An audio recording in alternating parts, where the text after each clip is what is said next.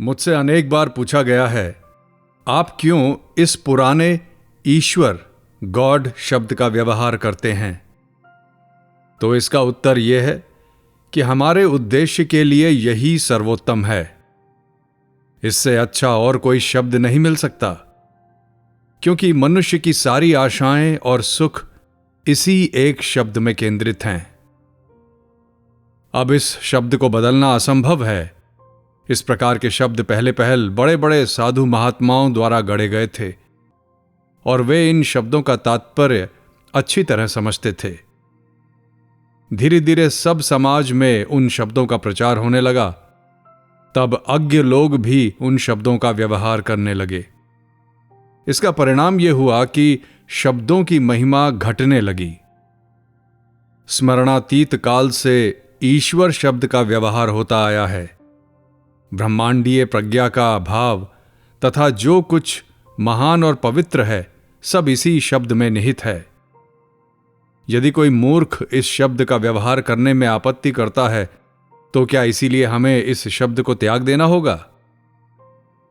एक दूसरा व्यक्ति भी आकर कह सकता है, मेरे इस शब्द को लो। एक अन्य व्यक्ति भी आकर कह सकता है, मेरे इस शब्द को लो। अतः ऐसे व्यर्थ शब्दों का कोई अंत ना होगा। इसीलिए मैं कहता हूं कि उस पुराने शब्द का ही व्यवहार करो।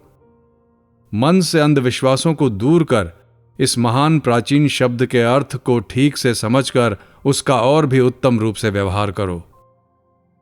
वेदांत का ईश्वर क्या है? वह व्यक्ति नहीं, विचार है, तत्व है। तुम और हम सब सगुण ईश्वर हैं। विश्व का परात्पर ईश्वर, विश्व का सृष्टा, विधाता और संहर्ता परमेश्वर निर्विशेष तत्व है। तुम, हम, चूहे, बिल्ली, भूत प्रेत आदि सभी उसके रूप हैं, सभी सगुण ईश्वर हैं। तुम्हारी इच्छा है सगुण ईश्वर की उपासना करने की। वह तो अपने आत्मा की ही उपासना है। यदि तुम मेरी राय मानो तो किसी भी गिरजाघर में कदम ना रखो। बाहर निकलो, जाओ और अपने को प्रक्षालित कर डालो, जब तक कि युग युग के चिपके जमे तुम्हारे अंधविश्वास बह न जाएं। तब तक अपने आप को बारंबार प्रक्षालित करते रहो। मुझसे प्रायः पूछा गया है, मैं इतना अधिक हंसता और व्यंग विनोद क्यों करता हूं? जब कभी पेट दर्द करने लगता है तो कभी कभी गंभीर हो जाता हूं। ईश्वर केवल आनंद पूर्ण है। सभी अस्तित्व के मूल में एकमात्र वही है। निखिल विश्व का वही शिव है, सत्य है। तुम उसी के अवतार मात्र हो। यही गौरव की बात है। उसके जितने अधिक निकट तुम होगे, तुम्हें उतना ही कम चीखना चिल्लाना पड़ेगा। उससे जितनी दूर हम होते हैं, उतना ही अधिक हमें अवसाद झेलना पड़ता है। जितना अधिक उसे जानते हैं, उतना ही संकट मिटता जाता है। लेकिन ईश्वर तो अनंत है, निर्वैयक्तिक है, सच्चिदानंद है, सर्वदा विद्यमान है, निर्विकार है, अमर है, अभय है। और तुम सब उसके अवतार हो, मूर्त रूप हो। वेदांत का ईश्वर यही है जिसका स्वर्ग सर्वत्र है। लक्ष्य और उसकी प्राप्ति के उपाय। जिस प्रकार हर एक विज्ञान शास्त्र के अपने अलग अलग तरीके होते हैं, उसी प्रकार प्रत्येक धर्म में भी है। धर्म के चरम लक्ष्य की प्राप्ति के साधनों को हम योग कहते हैं। धर्म के ध्येय की प्राप्ति के उपायों को हम योग कहते हैं, तथा योग के विभिन्न प्रकार जो हम सिखाते हैं, वे मनुष्यों के विभिन्न स्वभावों तथा चित्त प्रवृत्तियों के अनुकूलित होते हैं। उनके निम्नलिखित 4 विभाग हैं। पहला, कर्म योग। इसके अनुसार मनुष्य कर्म और कर्तव्य के द्वारा अपने ईश्वरीय स्वरूप की अनुभूति कर सकता है। दूसरा, भक्ति योग। इसके अनुसार अपने ईश्वरीय स्वरूप की अनुभूति सगुण ईश्वर के प्रति भक्ति और प्रेम के द्वारा होती है। तीसरा, राजयोग। इसके अनुसार मनुष्य अपने ईश्वरीय रूप की अनुभूति मनः संयम के द्वारा करता है। चौथा, ज्ञान योग। इसके अनुसार अपने ईश्वरीय रूप की अनुभूति ज्ञान के द्वारा होती है। ये सब एक ही केंद्र भगवान की ओर ले जाने वाले विभिन्न मार्ग हैं। बैठो और 10-15 मिनट इस भाव का ध्यान करो। मैं उस सत्ता की महिमा का चिंतन करता हूं जिसने विश्व की रचना की है, वह मेरे मन को प्रबुद्ध करे।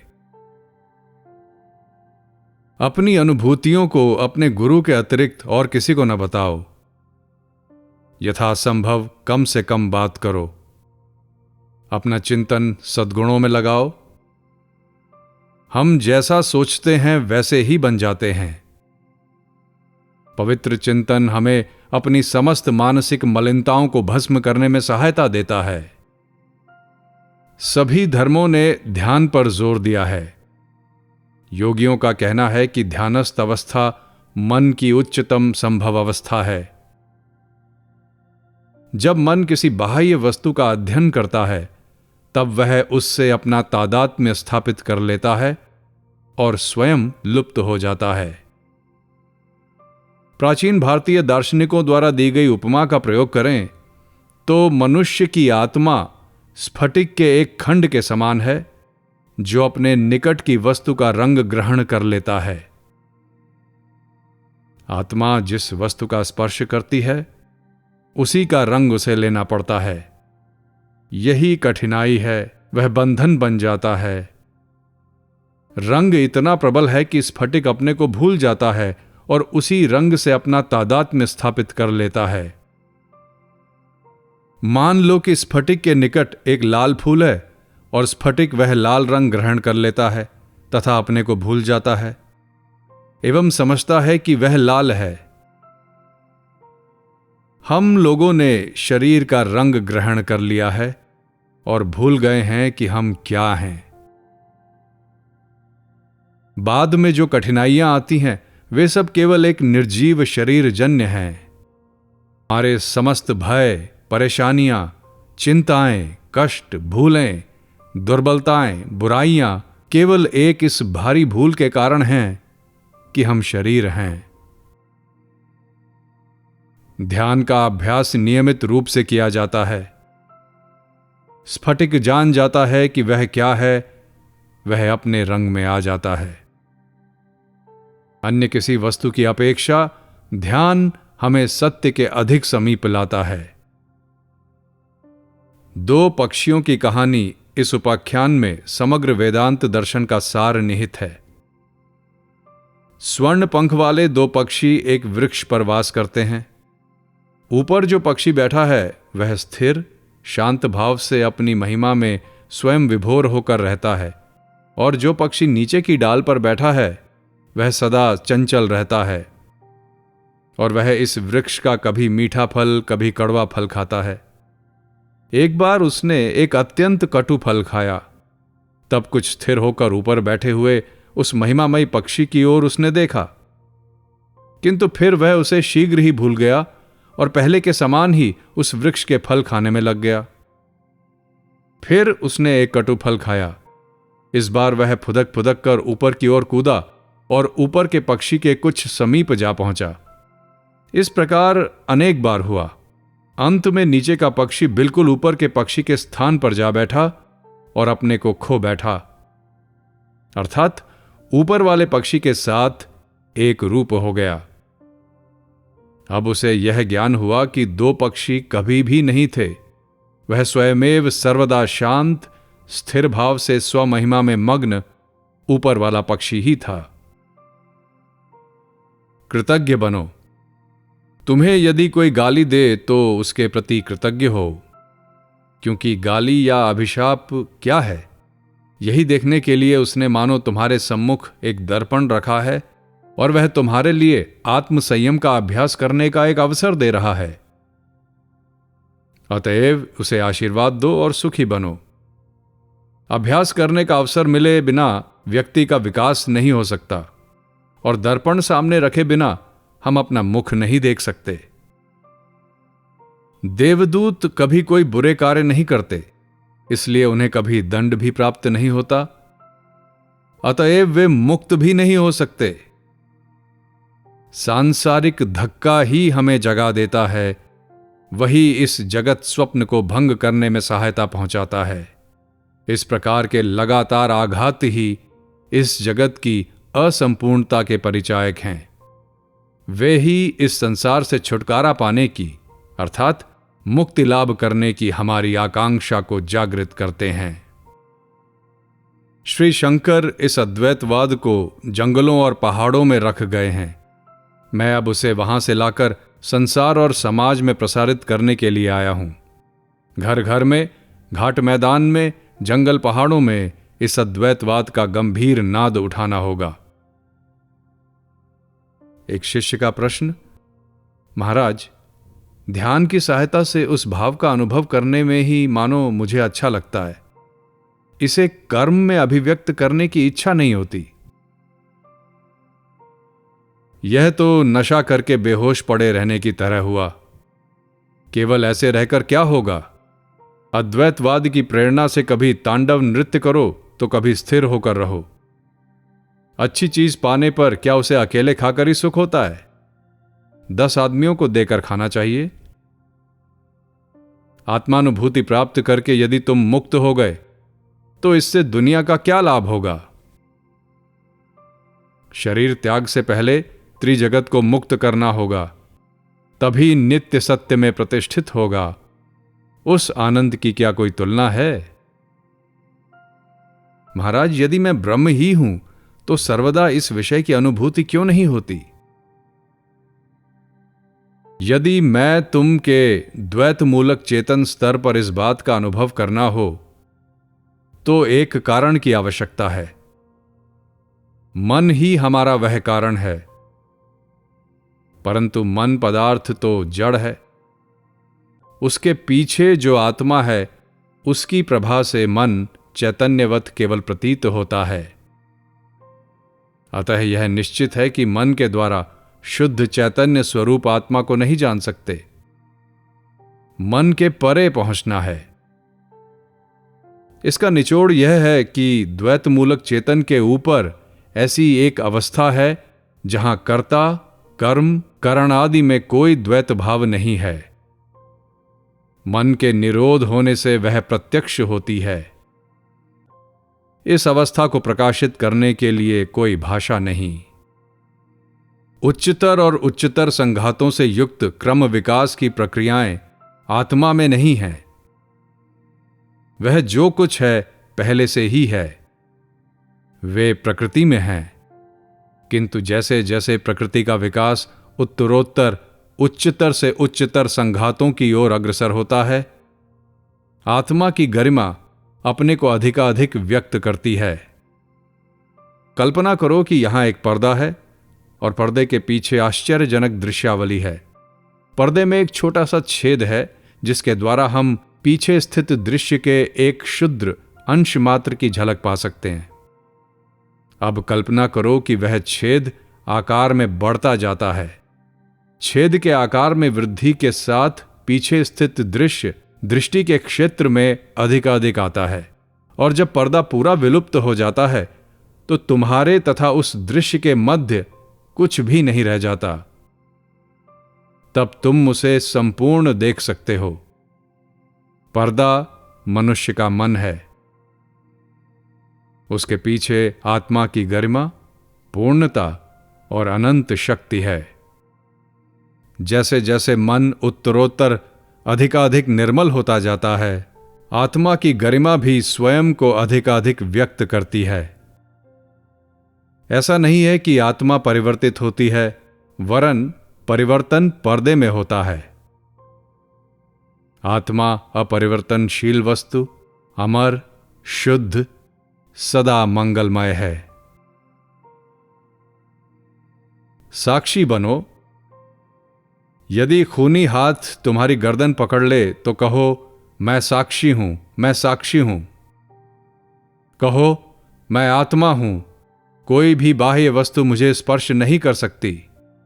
यदि मन में बुरे विचार उठें तो बार बार यही दोहराओ। यह कह कहकर उनके सिर पर हथौड़े की चोट करो कि मैं आत्मा हूं, मैं नित्य, साक्षी, शुभ और कल्याण स्वरूप हूं। कोई कारण नहीं कि मैं कर्म करूं, कोई कारण नहीं जो मैं भुगतूं। मेरे सब कर्मों का अंत हो चुका है, मैं साक्षी स्वरूप हूं। मैं अपनी चित्रशाला में हूं, यह जगत मेरा अजायब घर है। मैं इन क्रमागत चित्रों को केवल देखता रहता हूं। वे सभी सुंदर हैं, भले हों या बुरे। मैं अद्भुत कौशल देख रहा हूं, किंतु यह समस्त एक है, उस महान चित्रकार परमात्मा की अनंत अर्चियां। क्या हम ईश्वर को चाहते हैं? प्रतिदिन हम अपने आप से यही प्रश्न करें, क्या हमें ईश्वर को प्राप्त करने की लालसा है? जब हम धर्म की बात करें और विशेषकर जब हम ऊंचा आसन ग्रहण करके दूसरों को उपदेश देने लगें, तब हमें अपने से यही प्रश्न पूछना चाहिए। मैं अनेक बार देखता हूं कि मुझे ईश्वर की चाह नहीं है, मुझे रोटी की चाह उससे अधिक है। यदि मुझे एक टुकड़ा रोटी ना मिले तो मैं पागल हो जाऊंगा। हीरे की पिन के बिना बहुतेरी मालाएं पागल हो जाएंगी। पर उन्हें ईश्वर प्राप्ति के लिए इसी प्रकार की लालसा नहीं है। विश्व की उस एकमात्र यथार्थ वस्तु का उन्हें ज्ञान नहीं है। हमारी भाषा में एक कहावत प्रचलित है, मारे तो हाथी, लूटे तो भंडार। भिखारियों को लूटकर या चींटियों का शिकार करके क्या लाभ हो सकता है? अतः यदि प्रेम करना है तो ईश्वर से प्रेम करो। आत्मा और उसकी परतंत्रता। हम ही समस्त जगत के वे अनंत सत्य हैं तथा हमने ही जड़ भावापन्न होकर इन क्षुद्र नर नारियों का रूप धारण किया है। हम किसी व्यक्ति की मधुर बात या किसी अन्य व्यक्ति की क्रोध भरी बात इत्यादि पर कितने निर्भरशील हैं। कितनी भयानक निर्भरता, कितनी भयानक दास्ता है। तुम हमारी देह में यदि एक चिमटी काटो तो हमें कष्ट होता है। कोई यदि मीठी बात करता है त्यों ही हमें आनंद होने लगता है। हमारी कैसी दुर्दशा है देखो। हम देह के दास, मन के दास, जगत के दास, एक अच्छी बात के दास, एक बुरी बात के दास, वासना के दास, सुख के दास, जीवन के दास, मृत्यु के दास। हम सब वस्तुओं के दास हैं। यह दासत्व हटाना होगा। कैसे? सर्वदा ही सोचो, मैं ब्रह्म हूं, मैं ब्रह्म हूं। अतएव ज्ञानी का ध्यान किस प्रकार हुआ? ज्ञानी देह, मन, विषयक सब प्रकार के विचारों को दूर करना चाहते हैं और वे इस विचार को निकाल बाहर करना चाहते हैं कि हम शरीर हैं। देह को सुंदर रखने का यत्न क्यों है? भ्रम का एक बार फिर भोग करने के लिए, इस दासत्व को जारी रखने के लिए। देह जाए, हम देह नहीं हैं।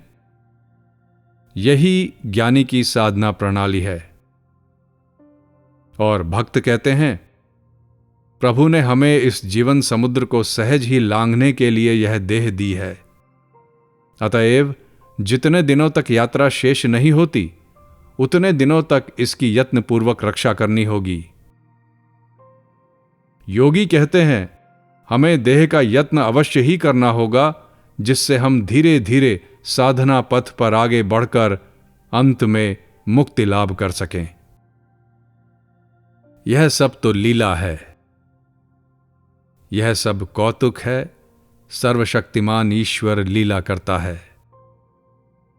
बस तुम सर्वशक्तिमान ईश्वर लीला कर रहे हो। यदि तुम पार्श्व अभिनय करना चाहते हो और किसी भिक्षुक की भूमिका अदा करना चाहते हो तो अपने उस चयन के लिए किसी अन्य को दोष नहीं दे सकते। भिक्षुक बनने में तुमको रस मिल रहा है। तुम अपने वास्तविक स्वभाव को जानते हो कि तुम दिव्य हो।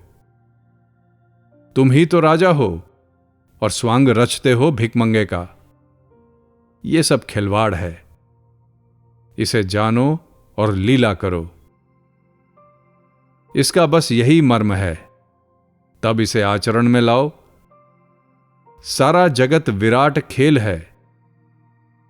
सब कुछ अच्छा है क्योंकि सब लीला है।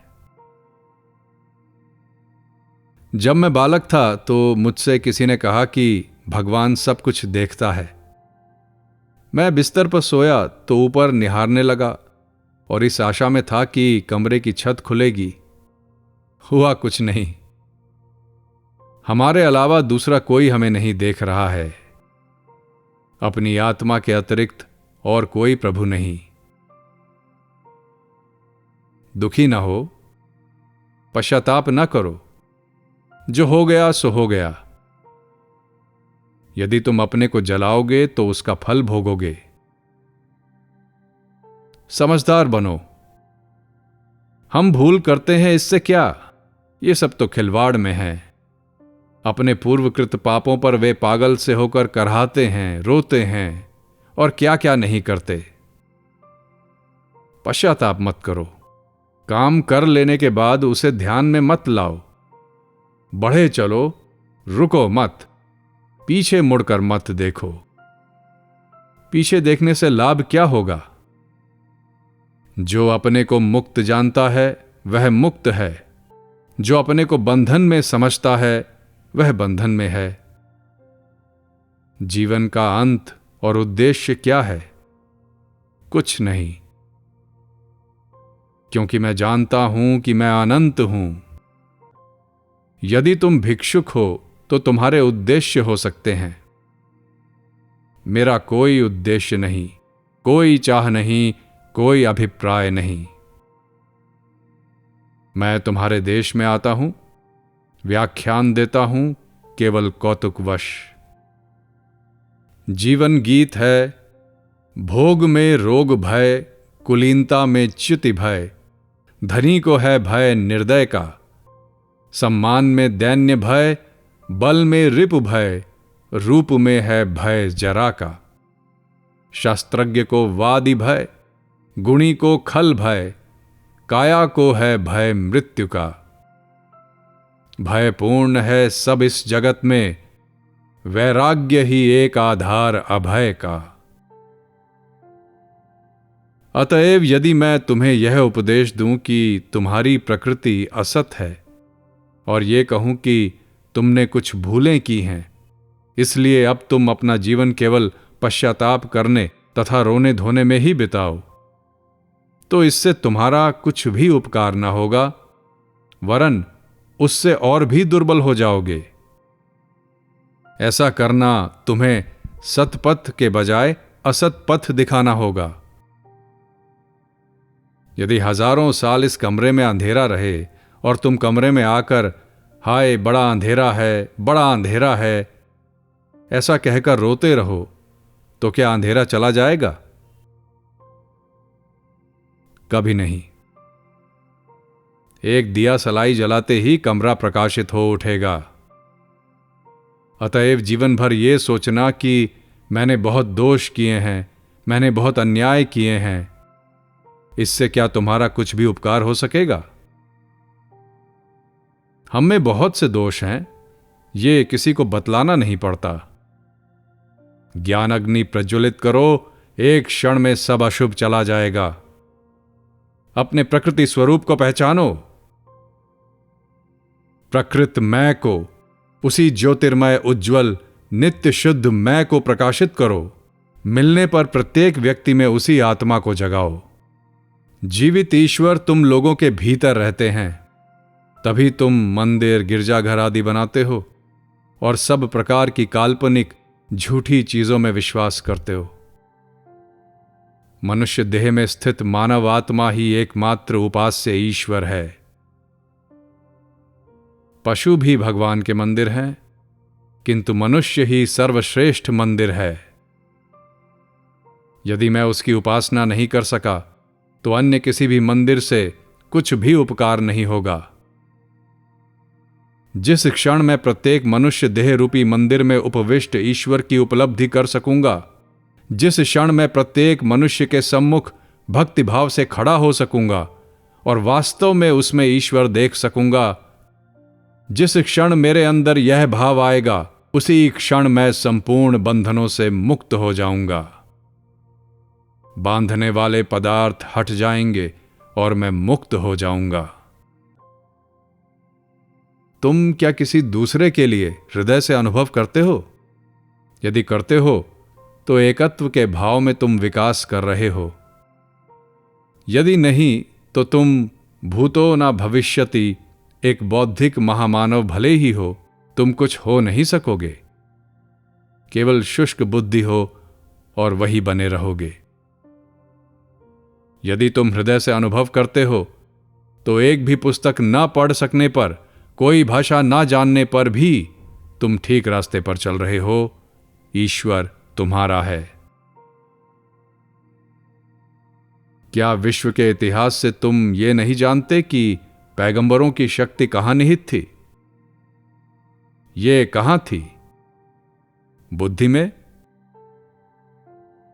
उनमें से क्या कोई दर्शन संबंधी सुंदर पुस्तक लिखकर छोड़ गया है, अथवा न्याय के कूट विचार लेकर कोई पुस्तक लिख गया है? किसी ने ऐसा नहीं किया। वे केवल कुछ थोड़ी सी बातें कह गए हैं। ईसा की भांति भावना करो, तुम भी ईसा हो जाओगे।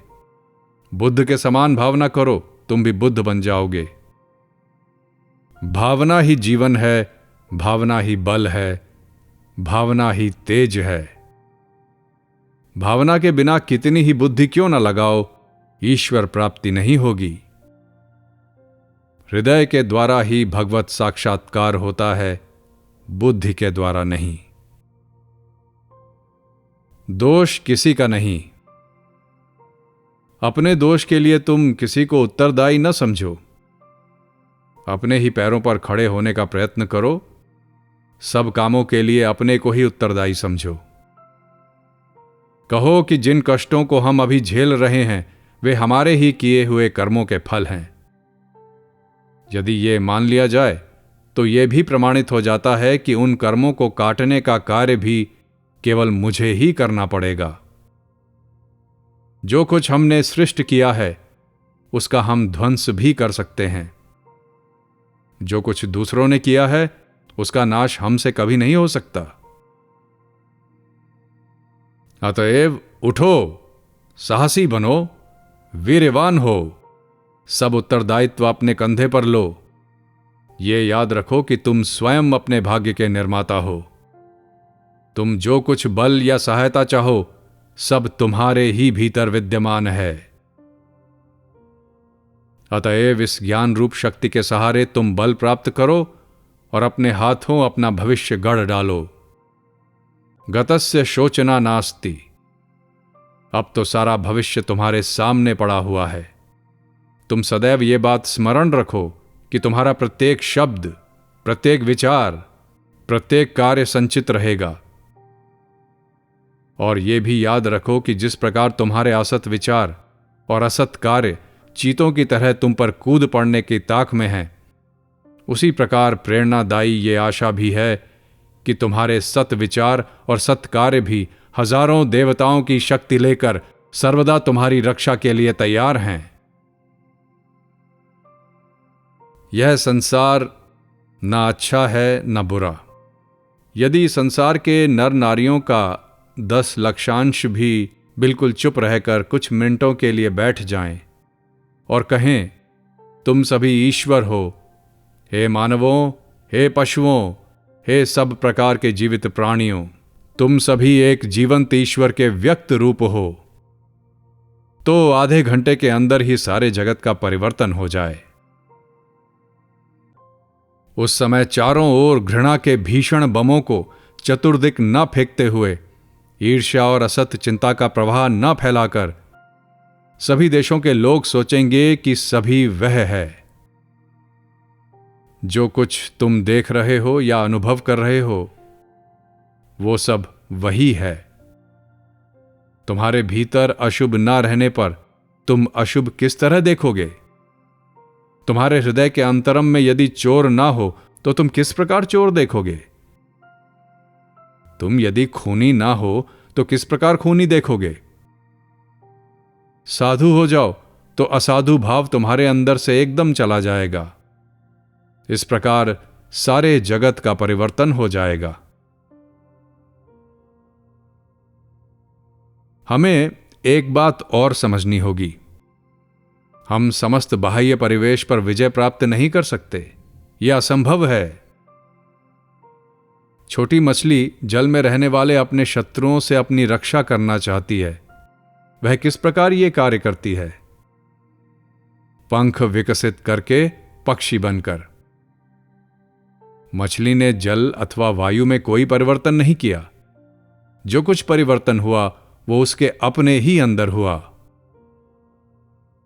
परिवर्तन सदा अपने ही अंदर स्वनिष्ठ होता है। समस्त क्रम विकास में तुम सर्वत्र देखते हो कि कर्ता प्राणी में परिवर्तन होने से ही प्रकृति पर विजय प्राप्त होती है। इस तत्व का प्रयोग धर्म और नीति में करो तो देखोगे यहां भी अशुभ पर जय अपने भीतर यानी स्वनिष्ठ परिवर्तन के द्वारा ही होती है। इसीलिए अद्वैत मत मनुष्य के आत्मपरख पक्ष से ही संपूर्ण शक्ति प्राप्त करता है। अशुभ तथा दुख की बात कहना ही भूल है, क्योंकि बहिर्जगत में इनका कोई अस्तित्व नहीं है। अतएव मैं ये कहने का साहस कर सकता हूं कि अद्वैतवाद ही एकमात्र ऐसा धर्म है जो आधुनिक वैज्ञानिकों के सिद्धांतों के साथ भौतिक और आध्यात्मिक दोनों दिशाओं में केवल मेल ही नहीं खाता, बल्कि उनसे भी आगे जाता है, और इसी कारण वह आधुनिक वैज्ञानिकों को इतना भाता है। एक रूपक कथा लो। आत्मा के संबंध में एक सुंदर उपमा दी गई है। आत्मा को रथी, शरीर को रथ, बुद्धि को सारथी, मन को लगाम और इंद्रियों को अश्वों की उपमा दी गई है।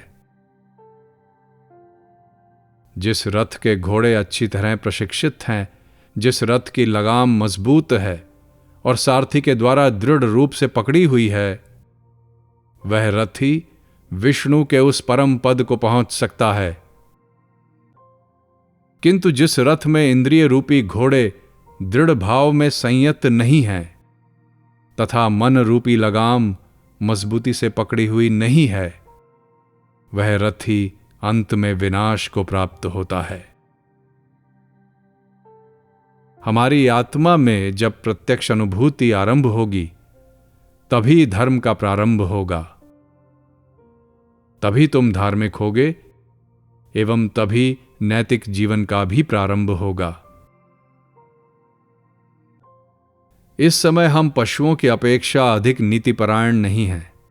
हम तो समाज के कोड़ों के भय से दबे हुए हैं। यदि समाज आज कह दे कि चोरी करने से अब दंड नहीं मिलेगा, तो हम इसी समय दूसरे की संपत्ति लूटने को टूट पड़ेंगे। पुलिस ही हमें सचरित्र बनाती है। सामाजिक प्रतिष्ठा के लोप की आशंका ही हमें नीतिपरायण बनाती है। और वस्तु स्थिति तो यह है कि हम पशुओं से तनिक ही उन्नत हैं। हम जब अपने हृदय को टटोलेंगे तभी समझ सकेंगे कि यह बात कितनी सत्य है।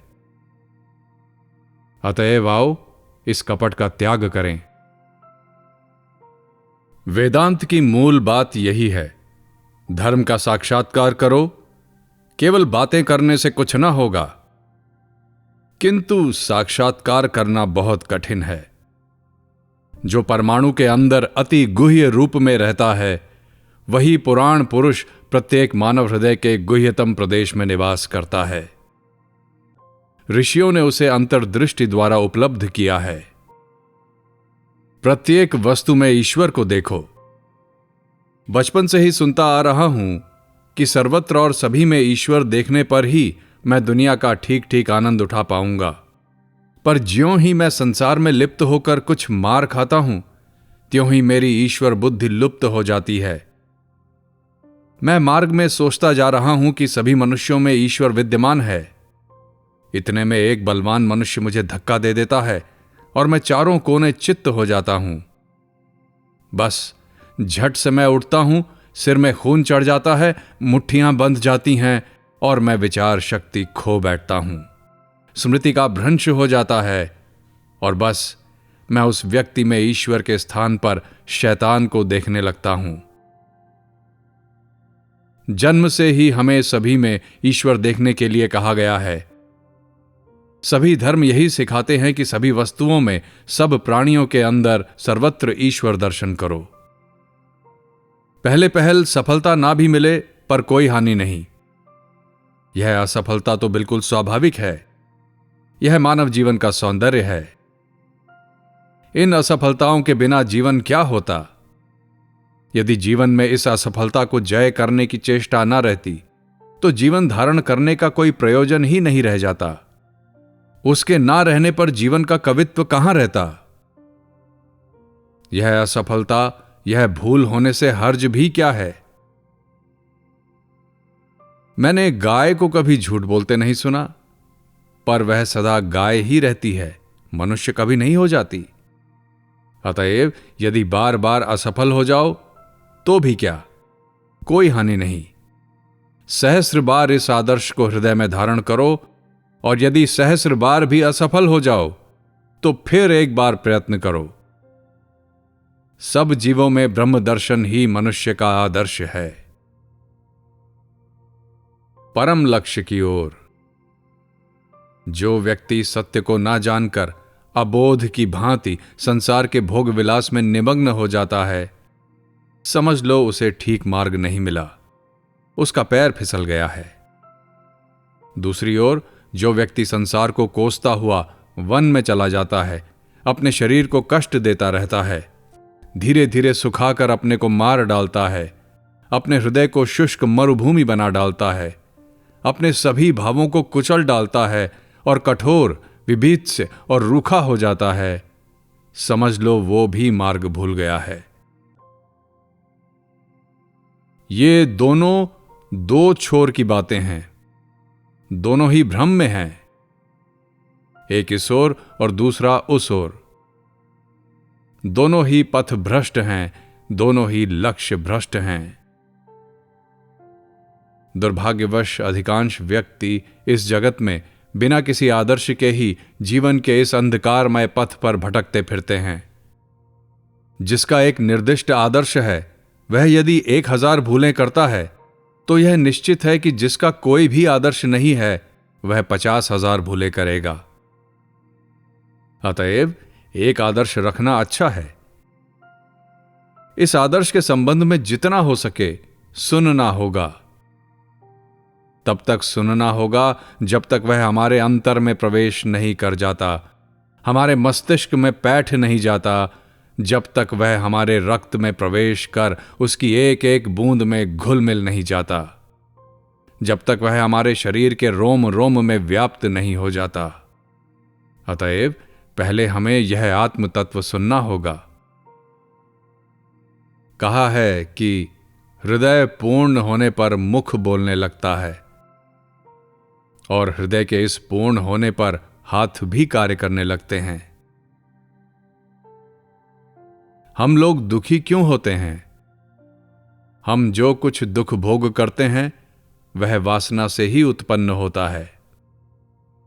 मान लो तुम्हें कुछ चाहिए और जब वह पूरा नहीं होता तो फल होता है दुख। यदि इच्छा ना रहे तो दुख भी नहीं होगा। यहां भी मुझे गलत समझ लेने की आशंका है, अतः यह स्पष्ट कर देना आवश्यक है कि वासनाओं, इच्छाओं के त्याग तथा समस्त दुख से मुक्त हो जाने से मेरा क्या आशय है। दीवार में कोई वासना नहीं है, वह कभी दुख नहीं भोगती। ठीक है, पर वह कभी उन्नति भी तो नहीं करती। इस कुर्सी में कोई वासना नहीं है, कोई कष्ट भी उसे नहीं है, परंतु यह कुर्सी की कुर्सी ही रहेगी। सुख भोग के भीतर भी एक गरिमा है और दुख भोग के भीतर भी। मैं अपने संबंध में कह सकता हूं कि मैं प्रसन्न हूं। मैं प्रसन्न हूं कि मैंने कुछ अच्छा किया है, और इसलिए भी प्रसन्न हूं कि मैंने अनेक गलतियां की हैं, क्योंकि उनमें से प्रत्येक ने मुझे कुछ न कुछ उच्च शिक्षा दी है। मैं इस समय जो कुछ हूं वह अपने पूर्व कर्मों और विचारों का फलस्वरूप हूं।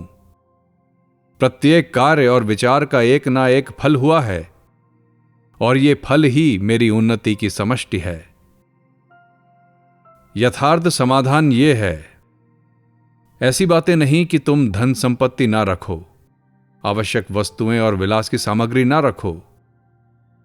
तुम जो जो आवश्यक समझते हो सब रखो, यहां तक कि उसके अतिरिक्त वस्तुएं भी रखो, इसमें कोई हानि नहीं। पर तुम्हारा प्रथम और प्रधान कर्तव्य है सत्य को जान लेना, उसकी प्रत्यक्ष अनुभूति कर लेना। यह धन किसी का नहीं है। किसी भी पदार्थ में स्वामित्व का भाव मत रखो, उस प्रभु की ही वस्तुएं हैं। यहां मैं आपके समक्ष यही कह सकता हूं कि वेदांत क्या सिखाना चाहता है, और वह शिक्षा है विश्व का दैवीकरण। वेदांत वास्तव में संसार की भर्त्सना नहीं करता। वेदांत में जिस प्रकार चूड़ांत वैराग्य का उपदेश है, उस प्रकार और कहीं भी नहीं है। पर इस वैराग्य का अर्थ शुष्क आत्महत्या नहीं है। वेदांत में वैराग्य का अर्थ है जगत को ब्रह्म रूप देखना। जगत को हम जिस भाव से देखते हैं, उसे हम जैसा जानते हैं, जैसा वह हमारे सम्मुख प्रतिभात होता है, उसका त्याग करना और उसके वास्तविक स्वरूप को पहचानना। उसे ब्रह्म स्वरूप देखो। वास्तव में वह ब्रह्म के अतिरिक्त और कुछ भी नहीं है। इसी कारण प्राचीन उपनिषदों में से एक उपनिषद में हम देखते हैं, ईशावास्यम इदं सर्वं यत्किंच जगत्याम जगत। जगत में जो कुछ है वह सब ईश्वर से आच्छादित कर देना चाहिए। समस्त जगत को ईश्वर से आच्छादित कर लेना होगा। यह किसी मिथ्या आशावादिता से नहीं, जगत के अशुभ और दुख कष्ट के प्रति आंखें मीच कर नहीं, वरन वास्तविक रूप से प्रत्येक वस्तु के भीतर ईश्वर के दर्शन द्वारा करना होगा। इसी प्रकार हमें संसार का त्याग करना होगा, और जब संसार का त्याग कर दिया तो शेष क्या रहा? ईश्वर। इस उपदेश का तात्पर्य क्या है? यही कि तुम्हारी स्त्री भी रहे, उससे कोई हानि नहीं, उसको छोड़कर जाना नहीं होगा, वरन इसी स्त्री में तुम्हें ईश्वर दर्शन करना होगा। संतान का त्याग करो, इसका अर्थ क्या है? क्या बाल बच्चों को लेकर रास्ते में फेंक देना होगा, जैसा कि सभी देशों में कुछ नर पशु करते हैं? निश्चित ही नहीं। यह धर्म नहीं, निरी पिशाच बुद्धि है। अपने बच्चों में ईश्वर का दर्शन करो। इसी प्रकार सभी वस्तुओं के संबंध में जानो। जीवन में, मरण में, सुख में, दुख में, सभी अवस्थाओं में ईश्वर समान रूप से विद्यमान हैं। केवल आंखें खोलो और उनके दर्शन करो। वेदांत यही कहता है।